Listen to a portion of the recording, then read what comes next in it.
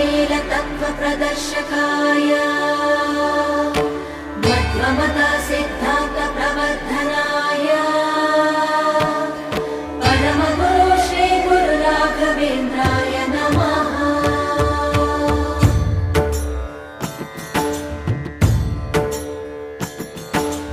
पूज्याय राघवेन्द्राय सत्यधर्मरताय च